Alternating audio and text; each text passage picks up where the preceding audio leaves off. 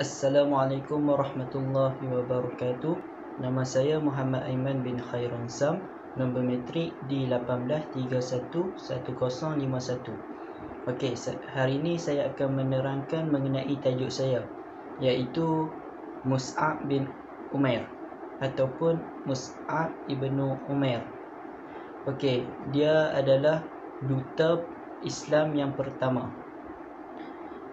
Okey, pengenalan. Siapakah Mus'ab ibnu Umair?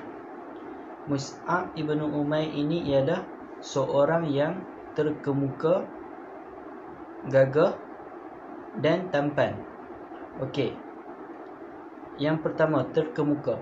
Apa yang kita tahu, terkemuka ini adalah seseorang yang terkenal. Tidak kiralah daripada kaum wanita, bangsawan serta hamba.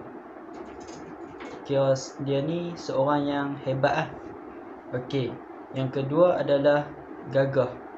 Gagah yang kita tahu adalah kuat. Kira kat sini kita boleh tahu Mus'ab ni berbadan sasa. Kira apa pun kat hadapan dia tak takut. Okey, yang ketiga adalah tampan.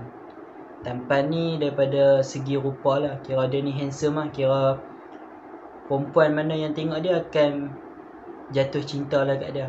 Okey. Dia ni juga seorang anak yang disayangi oleh ibu bapanya. Seperti pepatah kita, menatang minyak yang penuh. Okey, ataupun zaman sekarang ni kita panggil anak mah lah.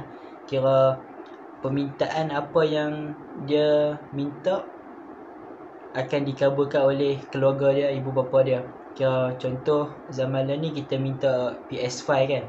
Kira benda tu mustahil lah kalau kita nak dapat lah. Tapi dia ni kalau minta benda tu akan dapat lah tu juga. Kira mak bapak dia ni sayang gila kat dia. Okey, itu saja untuk pengenalan. Okey, seterusnya kita akan masuk kepada isi yang pertama, iaitu bagaimana keislaman Mus'ab ibnu Umair. Okey, pada suatu hari Mus'ab mendengar cerita mengenai utusan Allah, iaitu Muhammad Al-Amin, iaitu Rasulullah. Okey, dia mendengar cerita Muhammad menyebarkan satu agama yang diberikan oleh Allah, iaitu agama Islam. Dia berasa berminat untuk mendengarnya. Dia juga mendengar berita penyebaran agama Islam yang dibawa oleh Nabi Muhammad dilakukan secara sembunyian, iaitu jauh daripada gerombolan Quraisy, iaitu di Bukit Safa, di rumah Al-Arqam bin Abi Al-Arqam.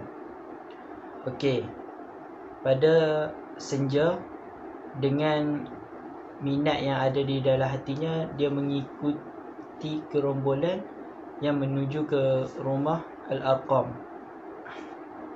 Ketika dia nak duduk ataupun dia sudah duduk di dalam rumah itu, dia mendengar dakwah yang diberikan oleh Nabi Muhammad SAW dan kata-kata dan juga mengajar cara-cara beribadah kepada Allah Subhanahu Wa Taala. Bila dia dengar saja kata-kata daripada Rasulullah, dia terpesona dengan kata-kata itu. Okey, apabila dia mendengar dakwah yang diberikan oleh Rasulullah, dia pun berminat dan tertarik dengan agama Islam, maka dia pun memeluk Islam. Okey, seterusnya kita akan masuk kepada isi yang kedua, iaitu Khunnas binti Malik. Okey, siapakah Khunnas binti Malik ini? Khunnas binti Malik ialah ibu kepada Mus'ab ibnu Umair. Khunnas binti Malik ini berperibadi kuat dan berpendirian yang kukuh, iaitu kira tak ada siapa boleh kacau dia punya keinginan. Okey, yang mana kita tahu ni Mus'ab ni seorang yang gagah kan. Kira kuat lah, kira dia tak takut dengan siapa-siapa. Tapi ada juga orang yang dia takut, iaitu ibu dia, Khunnas bin Malik tadi. Khunnas binti Malik. Okey, dia takut kat mak dia ni, walaupun dia kata satu tentera semua Quraisy ataupun padang pasir ni bertukar menjadi tentera, dia tak takut kecuali ibu dia. Dia kira dia takut betul-betul dengan ibu dia ni. Kira dia nak habaq keislaman dia tu pun dia takut lah. Kira dia sembunyi-sembunyi lah kira Islam dia ni.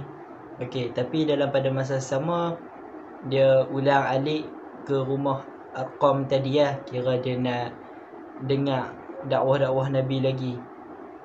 Okey, tapi dalam sembunyi-sembunyi dia ni ke, kira orang Quraisy ni tak bagi can lah. Kira zaman tu Islam baru nak bangun kan. Kira orang Quraisy ni dia tak bagi can lah. Kira dia duduk memerhati. Kira ada seorang ni, Uthman bin Talhah, dia tengok Mus'ab ni selalu ulang alik pergi mana kan. Lepas tu kira kantoi lah kat dia. Uthman ni terus pergi report kat ibu dia, tu Khunas binti Malik. Lepas tu bila ibu dia dah tahu, jadi ibu dia naik angin lah, kira naik marah lah. Lepas tu kira dah kantoi-kantoi ni, Mus'ab pun berdiri depan keluarga dia dengan ibu dia, baca ayat Quran dengan sampaikan apa yang Nabi telah sampaikan kepadanya. Kira dia dah mengaku ada Islam depan keluarga dia. Okay, kira waktu dia duk baca Quran tu, ayat-ayat Quran tu, kira mak dia dah bengang dah kan. Kira nak marah dia, mak dia nak tampak lah dia waktu tu. Tapi bila dengar agak ayat Quran tu, mak dia datang sifat keibuan tu. Kira mak dia ni tak sampai hati lah nak tampak anak dia kan. Okay, lepas tu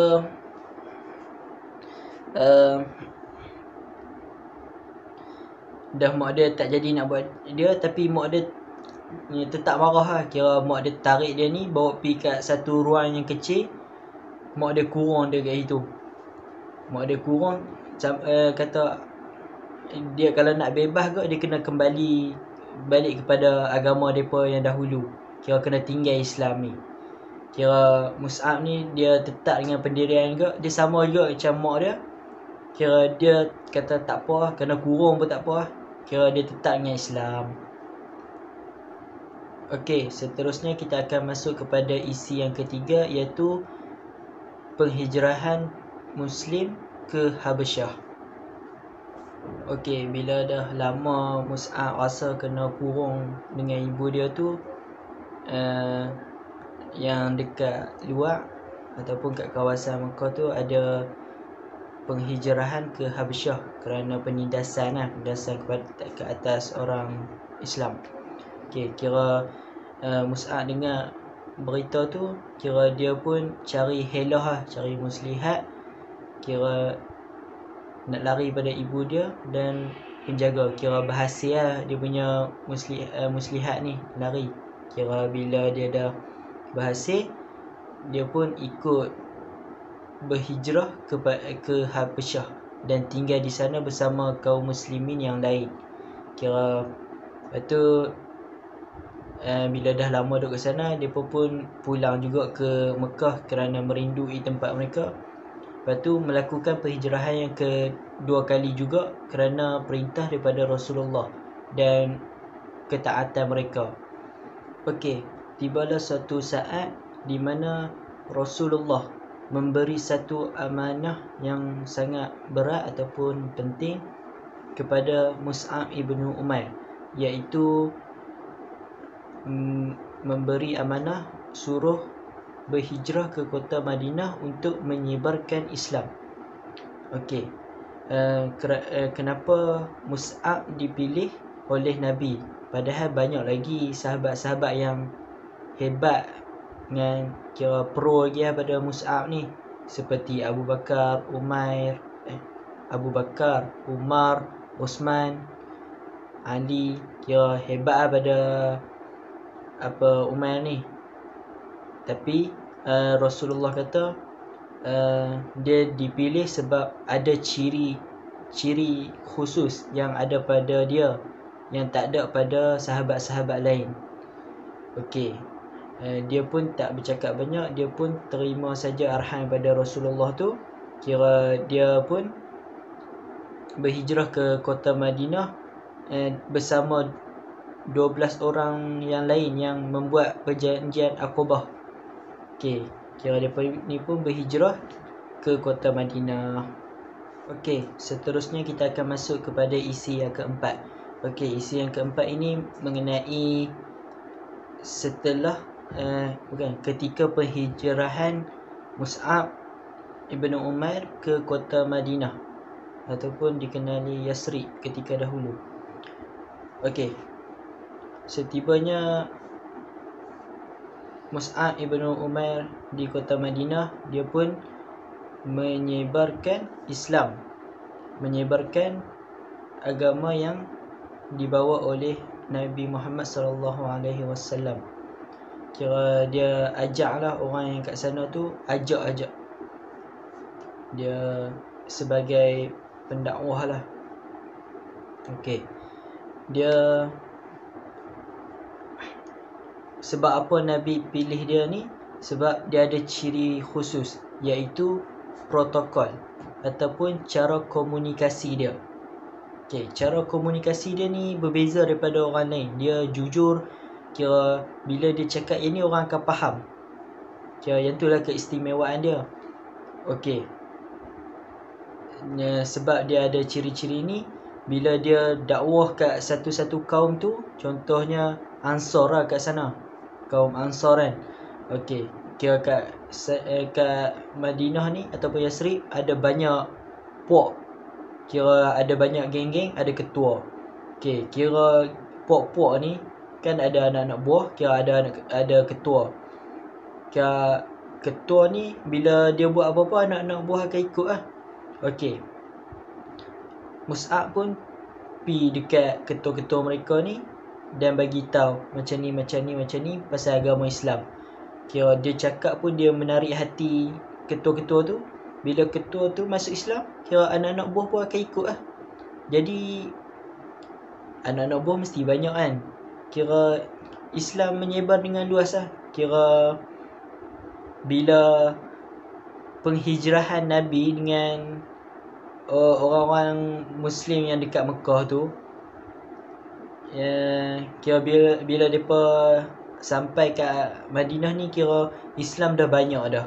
Sebab tu bila mereka sampai, bila Nabi dengan kaum-kaum Muslim sampai dekat Madinah, sambutan yang meriah.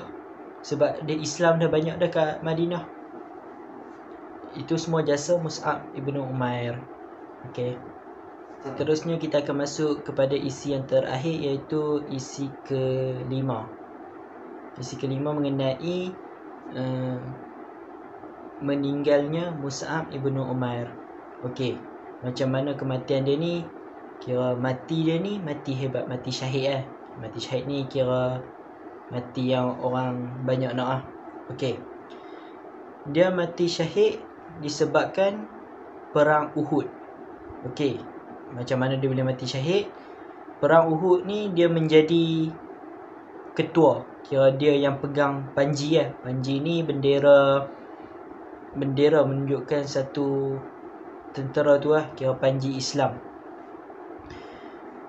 Okey, kira perang Uhud ni mula-mula kira boleh kata mula-mula Islam menang sebab mereka mengawal keadaan, iaitu ramai Islam duduk ke atas bukit, iaitu pemanah.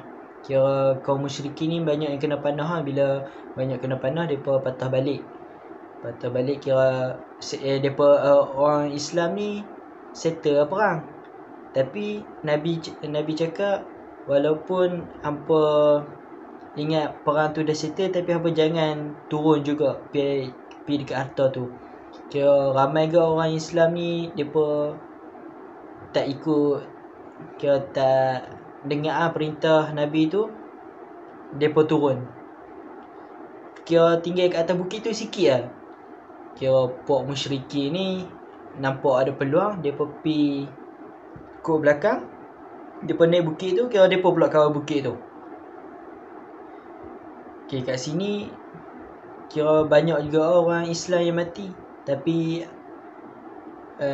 last kali ke Islam dapat menang. Tapi yang sedih kat sini, Mus'ab lah, ketua pimpinan perang tadi, macam mana dia boleh mati? Okay, mula-mula kan dia pegang panji dengan tangan kanan. Okay, bila tadi yang dia terleka tadi tu, kira dia melawan lah. Kira dia pergi naik atas bukit, dia lawan-lawan, tangan dia kena potong belah kanan. Kira panji jatuh. Bila panji jatuh, dia pegang pula tangan belah kiri. Tangan belah kiri pula kena potong. Lepas tu dia kata panji Islam ni mesti ditegakkan. Dia pegang walaupun dua-dua tangan dia tak ada, dia pegang juga bendera tu. Tapi akhirnya dia dicucuk dengan tombak sehingga dia mati syahid. Okey, kira Kak Lah ni cara dia punya kematian tu menyedihkan lah. Sebab tiada pakaian lain, hanya sehelai pakai kain saja. Kira kain tu pun tak cukup untuk menutupi tubuhnya. Kira bila tutup bahagian kepala, kedua kakinya akan nampak. Bila tutup kedua kakinya, bahagian kepala akan nampak. Kira kat sini yang tu sedih lah. Tapi Nabi kata tutup bahagian kepalanya. Bahagian kaki dia ambil rumput-rumput, tutup. Okey, macam tu lah kematian dia. Okey, kita akan masuk bahagian terakhir, iaitu penutup. Penutup ni selalunya bagi pengajaran lah. Okey, pengajaran yang kita dapat daripada kisah ini, penampilan ataupun gaya hidup seseorang itu bukan menunjukkan kepribadian kita. Kira kalau kita tak buat tu kerana Allah dan Rasulullah. Kira Mus'ab ni kira dia orang hebat lah. Kira dia boleh tinggal dia punya kemewahan, kesenangan tu demi Allah dan Rasul. Okay, kita kat sini pun memang boleh kejar dunia, tapi akhirat kita jangan lupa. Okay, terima kasih.